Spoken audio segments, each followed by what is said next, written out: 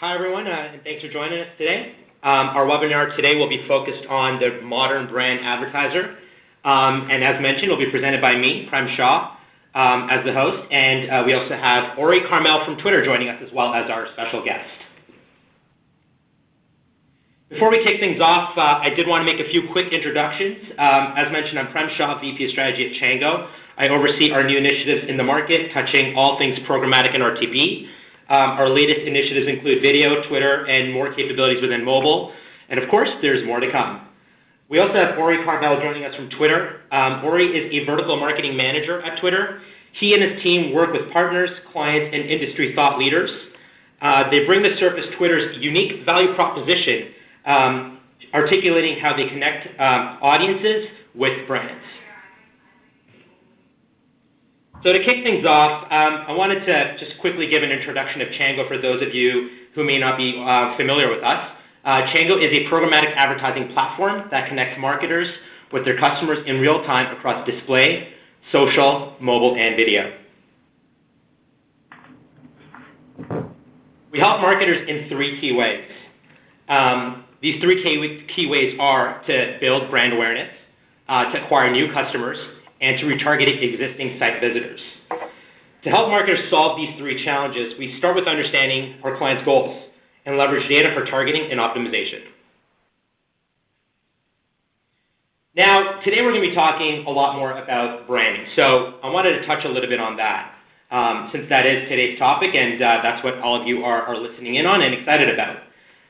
With video, social, and mobile, and enhanced offerings across display, for example, native, private marketplaces, and we've heard some buzzwords in the marketplace around, programmatic direct. It's a lot easier and more efficient for marketers to run and measure their branding efforts, not only across fully managed, but also across enterprise platform-like solutions. And we've heard many examples in the marketplace with major brands like P&G wanting to spend a whole lot more through programmatic. And we also know of other major brands like Kraft and Kimberly-Clark who are doing more from just a programmatic perspective as well. Again, just to summarize, programmatic allows, at least from a branding perspective, a marketer to have a data-driven approach, have that one-to-one relationship with the customer or the prospect customer, have insights and reporting, and data-driven results. Look at views, look at engagement, look at pre- and post engagement with your ads and other content that you may have around your brand.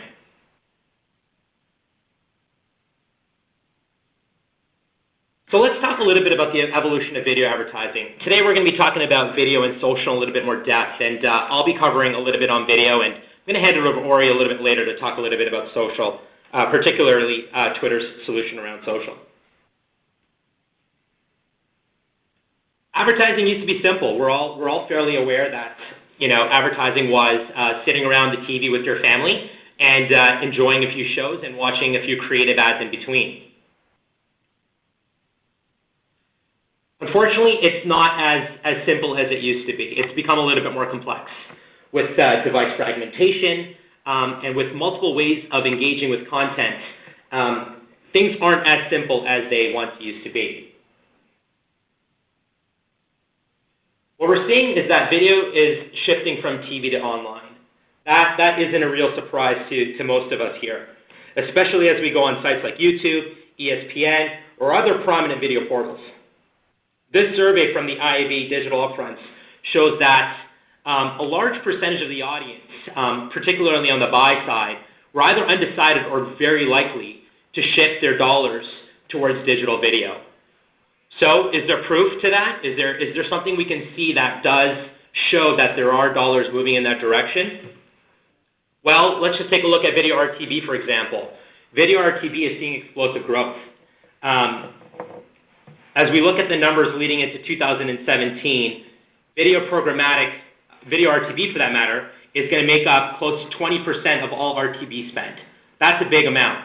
And as you can see from this chart, video, mobile are both very important components to driving the overall success of RTB. So let's talk a little bit about programmatic video in a little bit more detail.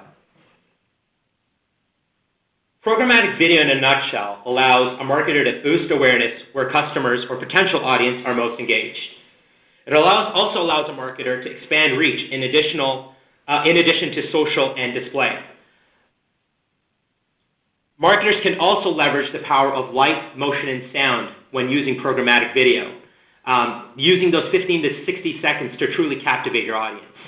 And of course, it's a true data-driven approach.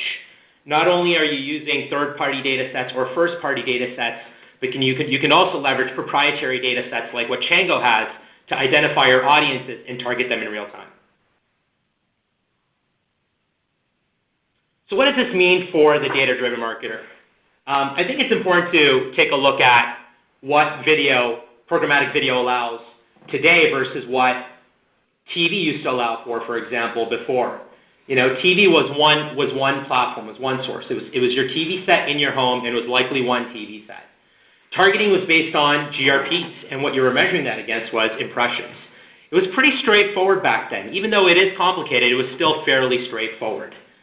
Programmatic is what it is today, and it's the future. We all sort of saw the numbers that sort of indicate how marketers are moving their spend. What does that allow for? Well, it allows for reaching your audience across multiple devices. It's not just your TV anymore. It's also your desktop. It's your mobile device. Being able to reach your audience across video by leveraging video can now happen across multiple devices. It's also far more efficient as you're reaching your audience on a one-to-one basis. You're using data to identify your audience, and therefore you're not just targeting a GRP anymore. You're targeting people based on your first-party data sets or intent that's been expressed in real time.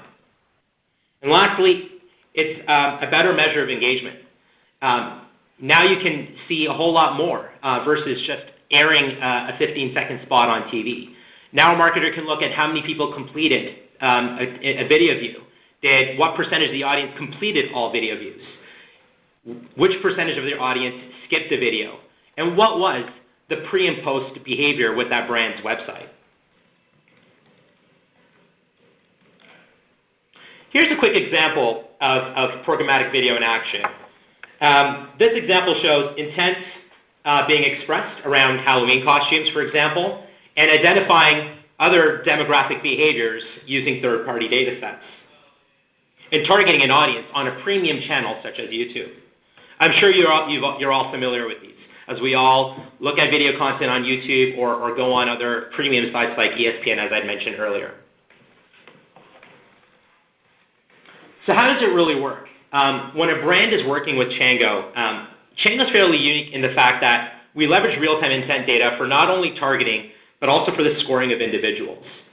In this example, when we're able to see more intent that is relevant for the brand campaign, we can score users accordingly to ensure they are reached, and we adjust our bidding strategy accordingly as well. Our goal is to leverage as much data as we can, including intent data in real time, to make sure your brand is top of mind to your target audience. Speaking of data, here's a quick snapshot of the various forms of data we leverage at Chango. In addition to our exclusive data network of intent data that we aggregate, and we've continuously been aggregating for over 6 years, we're also partnered with all the major third-party data sets out there to ensure that you have the most amount of data for reaching the right audience and also optimizing your campaign so that we can drive the most efficiency for you. So just to summarize, as we've been talking about Chango's approach and we've been talking about data, the Chango difference here is targeting using data, which is not just Chango's exclusive intent data, but other first-party and third-party data sets that we use to inform the buy. It's also real-time decision-making, what to bid on and who to bid on, and reaching the goal of efficiency for the marketer. And lastly, it's robust reach. We're integrated with all the major video exchanges to ensure that your audience is captivated across premium channels such as YouTube. We've been talking a little bit about branding, and we've spent quite a bit of time just talking about video alone, but there's more to come. Just to name a few, I've alluded to a few of these earlier, but there's likely going to be a whole lot more spend in private marketplaces. We also feel there's more to come when it comes to programmatic TV. There's, of course, a lot of challenges there, but we feel fairly confident there's a lot of interesting work being done in the industry to drive more video dollars across all platforms, that being desktop, mobile, and TV. And lastly, the introduction and growth of native placements. This is a great segue for me to kick this over to Ori, who's going to talk about native placements and Twitter's tailored audiences solution. So, Ori, over to you. Great. Thank you, Prem. Can you hear me okay? We sure can. Wonderful, wonderful. So thank you very much for the opportunity and the great insight in your content. I'm going to be sharing my screen now.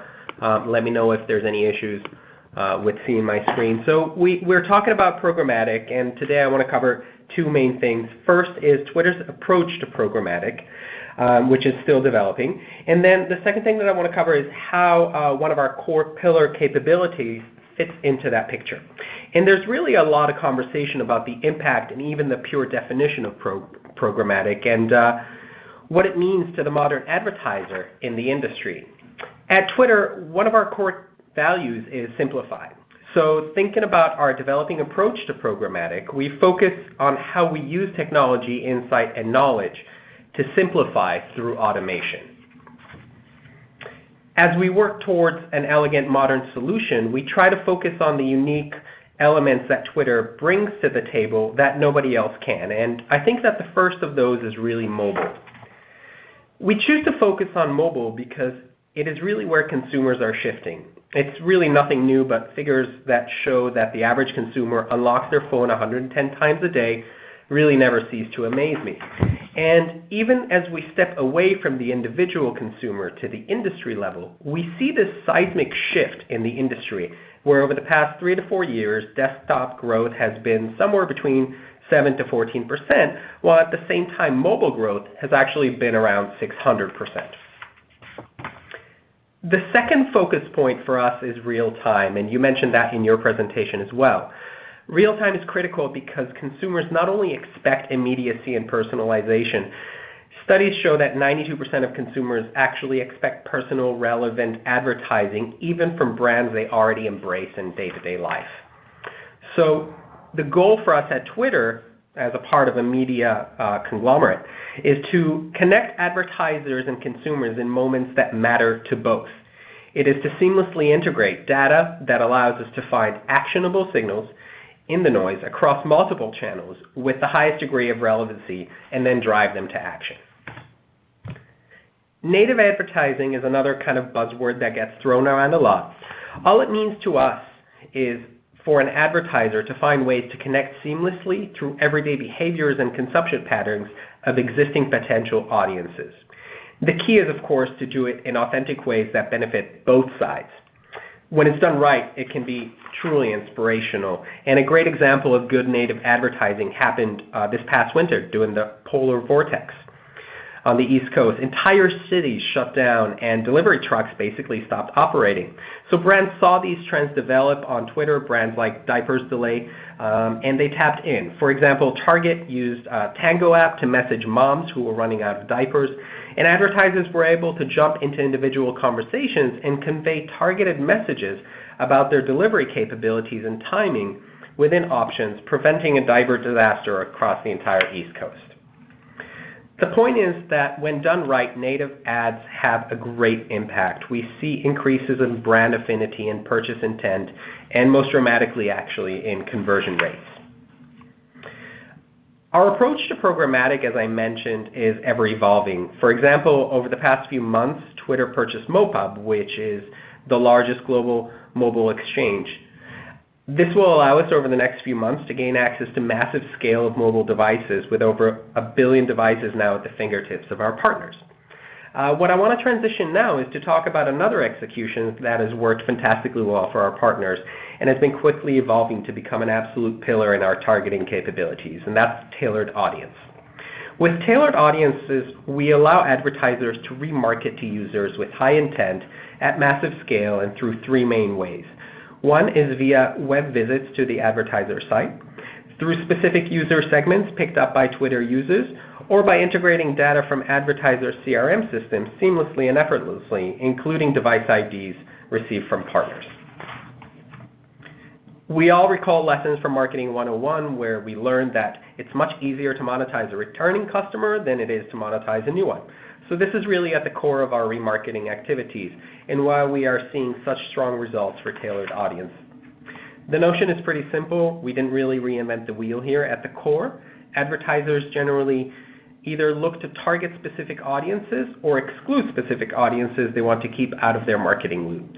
Where things get really interesting is in the multiple executions that Twitter media allows marketers and the various initiatives advertisers can take on incorporating our mobile, real-time, and native pillars we covered earlier.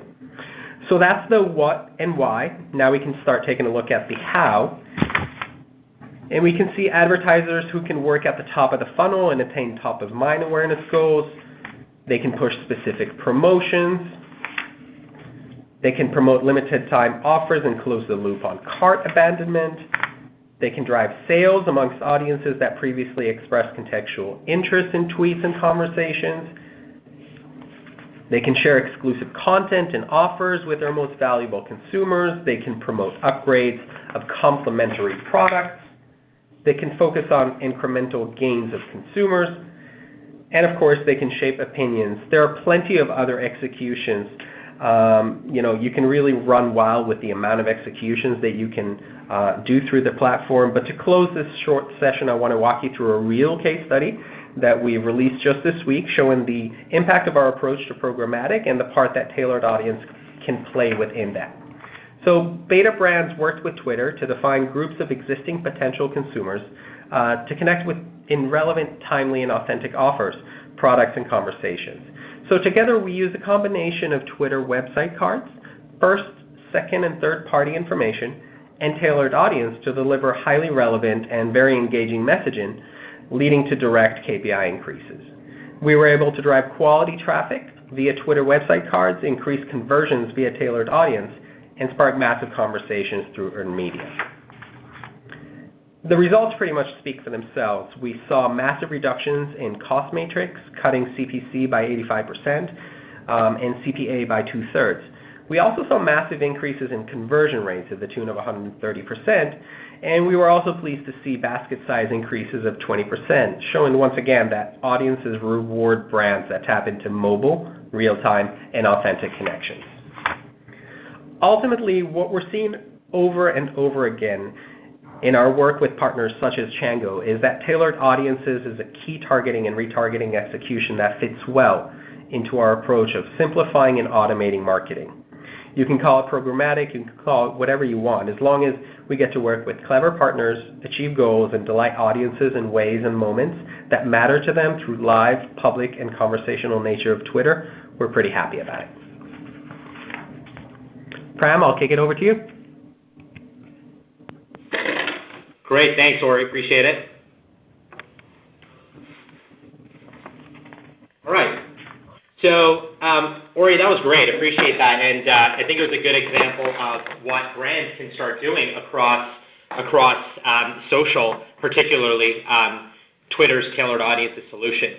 One question for brands may be, for those who are particularly not using it today, is how do you really get started with using tailored audiences, or programmatic video for that matter? And it's quite simple over here at Chango. Initially, it's a conversation with our client services team or our sales team, and we work with you to draft the campaign strategy. And during that time, we will engage with our Twitter counterparts to ensure that all tactics have been considered. We're working with your account, and we're following the right process. And again, we take care of a lot of that work on behalf of the client. And lastly, it's onboarding and optimizing your campaign. Onboarding is just to ensure that all the right assets are in place, and that the right goals are well understood, and all the right tracking mechanisms are in place. Optimizing your campaign is where we put our data scientists to work, and we let our algorithms work their magic in reaching your campaign goals and leveraging premium sources such as Twitter and other premium video placements such as YouTube. And as promised earlier, we're going to now open up the floor to some Q&A. We wanted to make sure that we allowed for enough time. So if you haven't had a chance to enter in any of your questions into the questions box, please go ahead and do so. And in the meantime, we'll take a look at the questions that have come through and start answering some of them. So we're just looking through some of the questions here, and we have a question from Kyle. Kyle's asking, what do you use to convert offline customer records into online data? Kyle, that's a great question, and perhaps both myself and Ori may have an answer to that. On Chango's end, we work with several partners, but to name a few, we work with LiveRamp, we work with Datalogix. These parties are sort of focused in helping DSPs like Chango or programmatic advertising platforms like Chango to take your offline records, find those audiences online in a non-PII manner, which is very important, and we then take that segment and use that to target your audience online. So that's one way that we go about doing that. Yeah, so from Twitter's perspective, I mean, there's not much that I can add to that. We work with the same partners that you guys work with and the rest of the industry. I would highlight the fact that we work really hard to make sure that all data that flows in and out of our systems is completely anonymized. One of the core pillars for us is to never betray the consumer trust here or the consumer in the sense of either product or information. And that's something that we make sure stays at the core of our partnerships with partners like Datalogix, for example.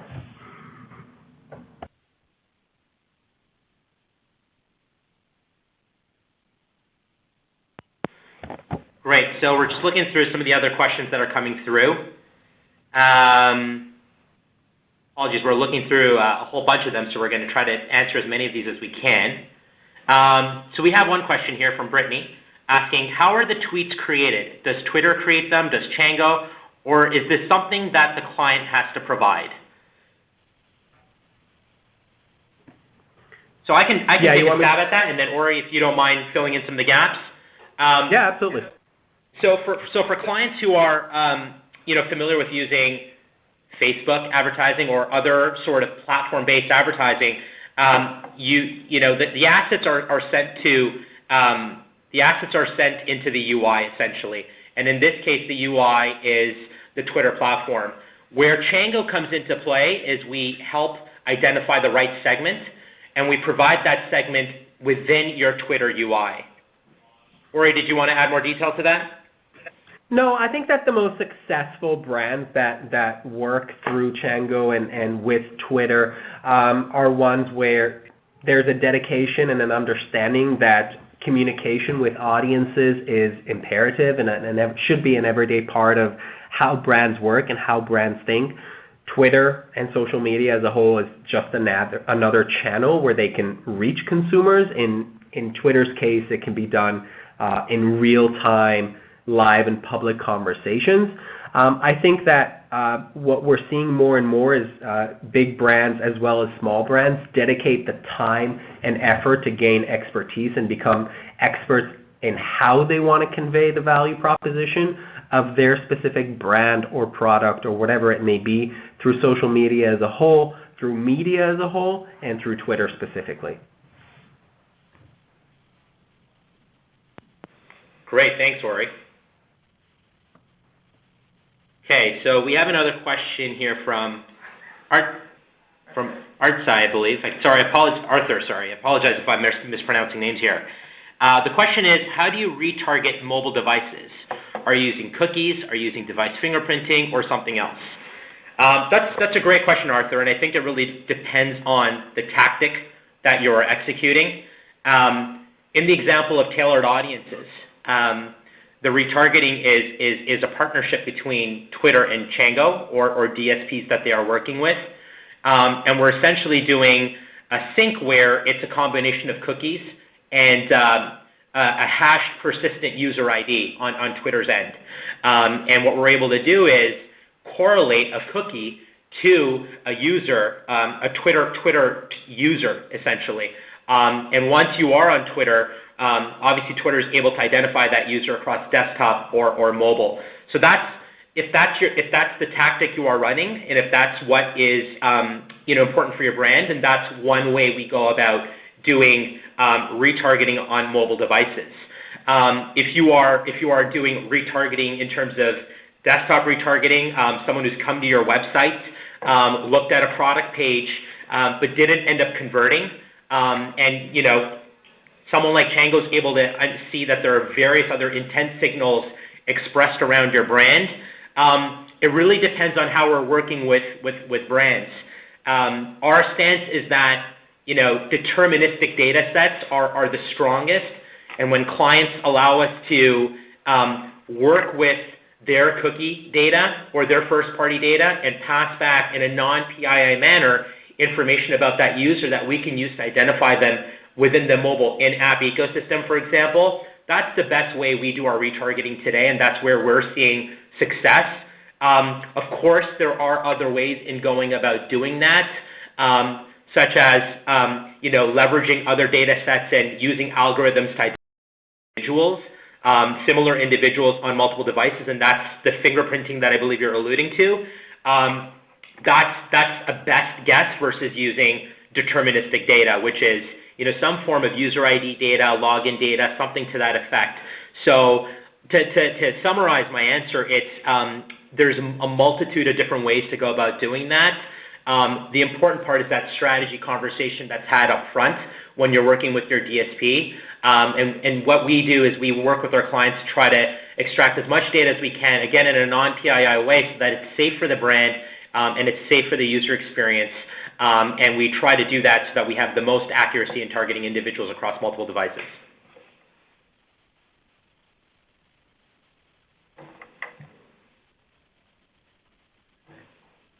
Okay. So Ori, we have a question for you. The question is, how is Twitter tailored audiences different from regular Twitter ads?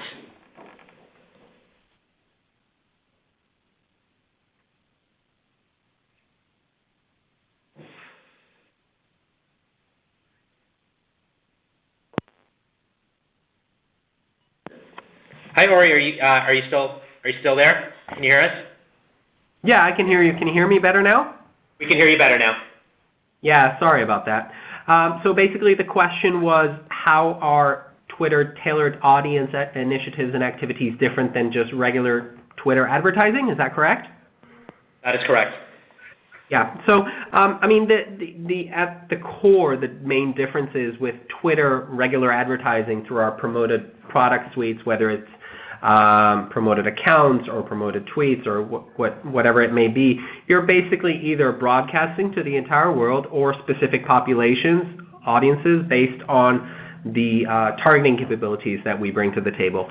With tailored audiences, you're specifically hitting consumers that have either expressed interest or fall into specific buckets that are more relevant for your brand. And that's why we're seeing results that are so significant and so impactful for brands. And again, the three ways that right now we do it is either through web, so users who have visited your website, through Twitter ID, so this is specific to Twitter user segments, or through CRM, so customers from an advertiser's own CRM, including device IDs.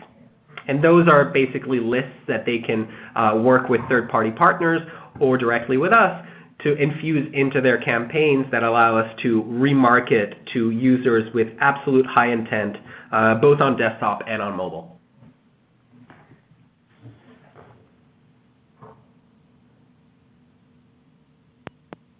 Great, thanks, Ori.